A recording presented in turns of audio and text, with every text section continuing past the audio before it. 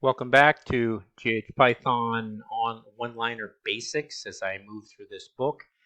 Pretty simple stuff. I'll run it into multiple scripts and I'll make user objects that are not compiled. They're just there for you, available on my Patreon through my GitHub, which would be a mix of custom C# and ghPython nodes for learning, basically how to script and customize your own stuff in Grasshopper if it doesn't do what you want. Now, a lot of this stuff just does what vanilla Python already does, but vanilla Grasshopper already does, but you may as well have a look. So we'll go into this first one, just this section here. Pretty simple. We don't need any Rhino environment because we're really just processing data as Booleans. So let's take a look at this script as we pop it over, and you can see what's happening here.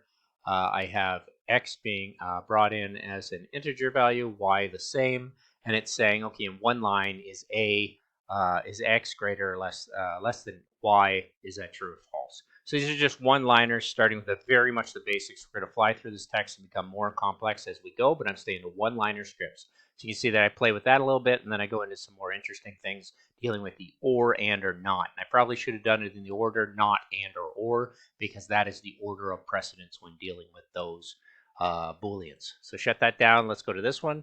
What's happening here? Let me open that script up, shrink it down a little bit. And like I said, these scripts are all available, so you don't need the textbook. You can go off and just grab these and play with them. You'll see this one's very similar. What did I do different with the Booleans here? Is I think, well, I deleted. Yeah, I took out the C and D as being hard-coded, and I brought them in as Boolean toggles. So you can play with those on the right and have those enter and leave. And all I did was just use them as inputs, because that's what Grasshopper is all about. You don't need to go and get all these items. You can just bring them into the Grasshopper node. So hopefully that makes sense. And the last one is going to be a short video, pretty self-contained right here. Let's jump into here and see what's happening. A couple of Boolean toggles.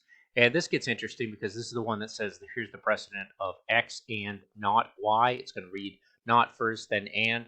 So it's going to jump through here and give you A as false and B as true in this scenario. But if you start playing with these toggles, you're going to see you can swap those up and change them.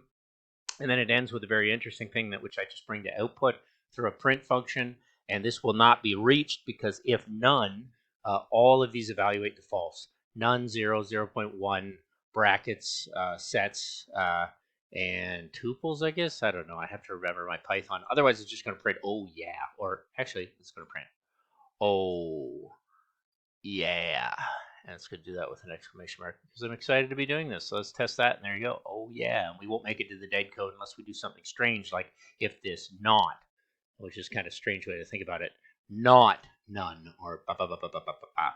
So you're starting to play with the logic. You're seeing it in the Grasshopper node. You can start customizing these things. And what I've done is I brought them all in under this O series, which we're starting with the basics of the one-liner Booleans, squares. Square was the first example. Data structures we've dealt with numbers.